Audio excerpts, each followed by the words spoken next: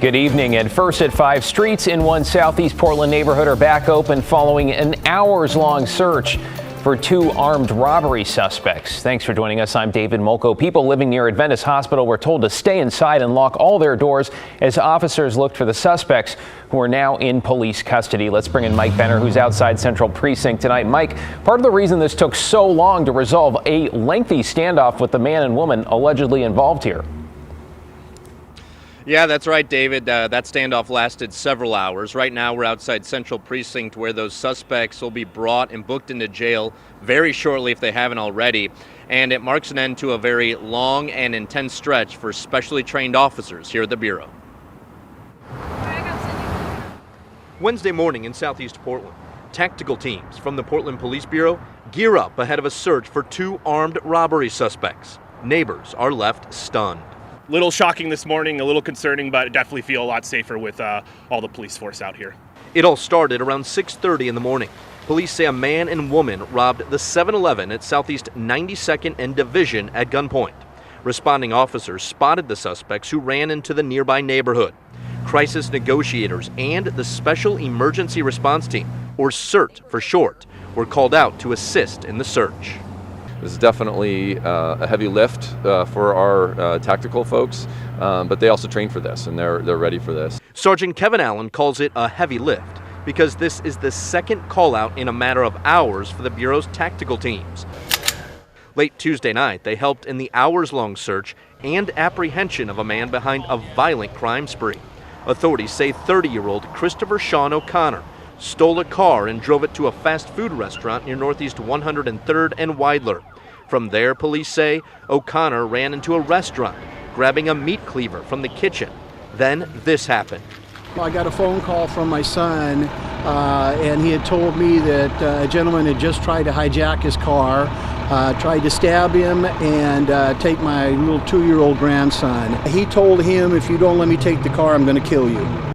Detectives say O'Connor was involved in multiple carjackings and attempted carjackings before his eventual capture. This thanks in large part to the work of the Bureau's tactical teams that were back at it Wednesday and again successful. We're told a little after noon they detained the man and woman believed to be involved in the early morning armed robbery, much to the relief of neighbors. But it seems like they're right on top of it, and got a hold of it. Yeah, we mentioned the workload for the tactical teams, but it's really detectives too. The men and women who are doing follow-up on today's armed robbery are the same detectives working follow-up on last night's crime spree. So a very busy time, David, for so many at the Bureau. Back to you. That's an understatement. Mike Benner downtown. Thank you, Mike. Let's bring you an update now just into the newsroom.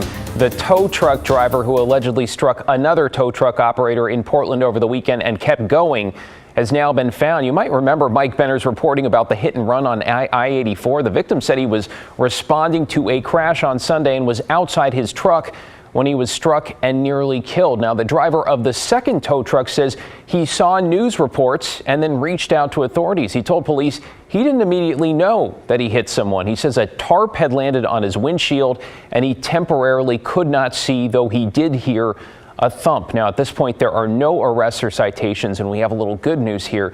The injured truck driver was released from the hospital earlier today. We'll keep you posted.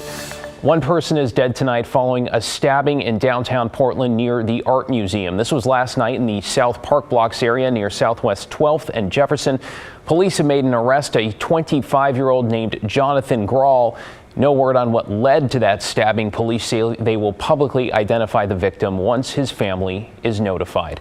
Meanwhile, Portland police say 2 officers were hurt on Monday when a suspect attacked them. Authorities say the call came in from an apartment complex on Southwest 21st near Providence Park. Residents said a man was checking door handles and threatening to sexually assault people inside. Police then say the suspect attacked them when they entered the building. With the help of 2 other people, the officers say they arrested the man, who they have identified as Lonnie Hart. The officers had to be treated at the hospital. Well, he owns a business that encourages its workers to wear a bit less. And now the owner of this so-called bikini barista type coffee shop in Hillsborough is behind bars. Let's bring in Tim Gordon at the Hillsborough County Jail Complex. Tim, the suspect here is accused of sexual abuse against both job applicants and workers, and this allegedly goes back years. Yeah, David, a lot of charges against a man named Jeffrey Hebner, accused of sex abuse of multiple victims from 2015 until just last November. So you're right, a long period of time there. Now, this is a 61-year-old Hillsborough business owner appearing before a judge via jail video link this afternoon. He was arrested by police yesterday after an indictment came down against him. Investigators say the long list of charges are for crimes against at least 7 women, ranging from public indecency to sex abuse, sodomy, attempted rape, and rape. They center around Hebner's business, Dream Girls Espresso, a coffee drive-up spot along Tualatin Valley Highway, and how Hebner abused his power as a boss and business owner against young women.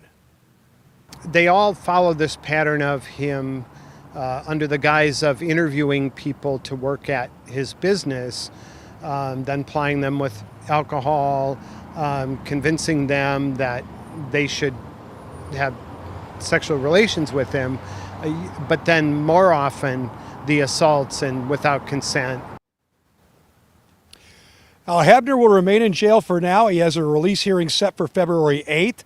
And if he is released, there is a protective order against him in place to protect alleged victims. In the meantime, Hillsborough detectives are thankful for the brave alleged victims that have come forward already, but they do fear that there are potential additional victims out there. And if you fall into that category, or if you have any information about this case, call Hillsborough Police. We've made it easy. We've got a phone number for detectives on our web story at kgw.com. Live in Hillsborough, Tim Gordon, KGW News. David?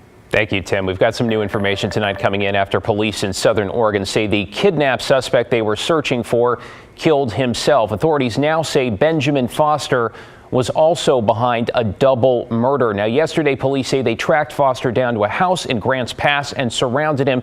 They say he refused to communicate and eventually shot himself and died on the way to hospital. The house, the very place officials say he beat and tortured a woman a week ago Tuesday, sparking the initial manhunt. So here is the update. The chief in Grants Pass revealed that Foster killed 2 men nearby in Sunny Valley. That was sometime between last Thursday, when police nearly arrested him, and on Monday they also say Foster stole some of their belongings, including their dog. The victim in the beating case right now remains in critical condition.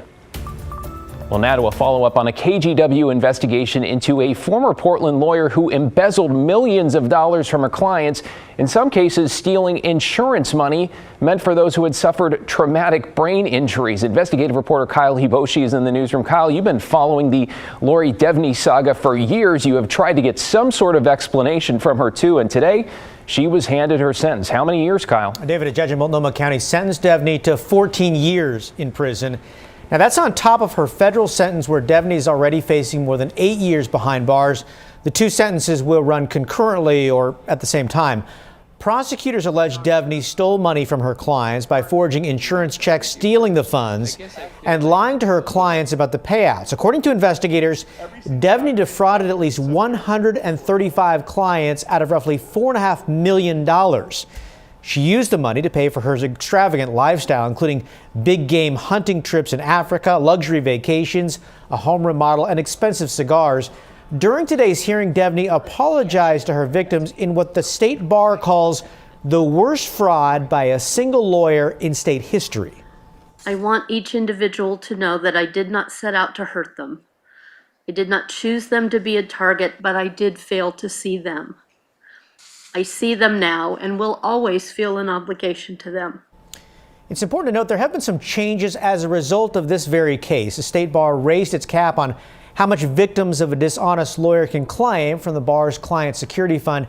Additionally, state lawmakers passed legislation that requires insurance companies to notify beneficiaries when they send settlement checks.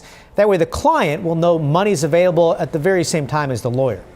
Really important changes, Kyle. Appreciate your persistent reporting on this case. Thank you.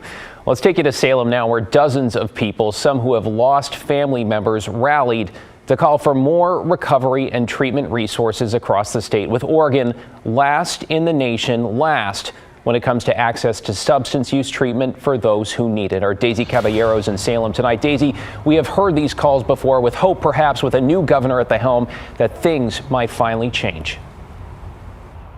Yeah, David, people tell me at the rally that they are hoping to see a few more changes in the months to come, in the years to come. One of them being to be able to get into a recovery facility a lot sooner than what it is right now, and also see more beds available, as many of them tell me that it takes weeks to be able to get the help that they desperately need and say they want. And we want the people and the legislators to hear it, okay? So I say, Oregon, recover! A cry for help. Oregon, recover! I'm here today to represent the people who don't get to be here today. Nearly 100 Oregonians rallied outside the state capitol on Wednesday, and they are asking for the same thing: better addiction and recovery treatments. And I would love to see quicker access, more beds available to those that need them, more support for culturally specific programs. Oregon currently has the second highest untreated addiction rate in the country. But with that, the state also ranks 50th in the nation in providing access to addiction treatments. This is day 3 in detox right now from the drugs.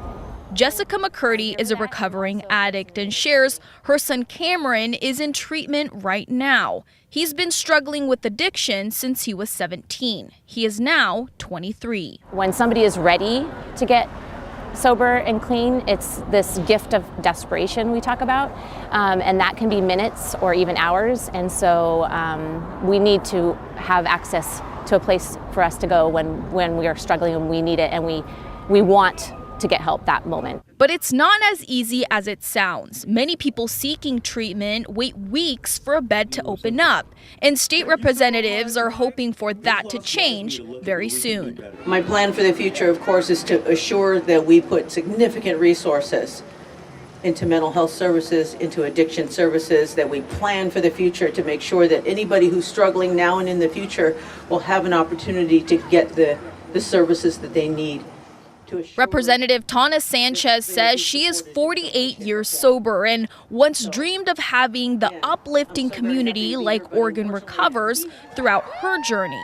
So she's determined to make a change and support those seeking sobriety, just like Senator Mark Meek. Because Oregon should be about every individual having the chance to see their best self. Now, Oregon Recovers' next scheduled event is the Walk for Recovery on Saturday, September 24th.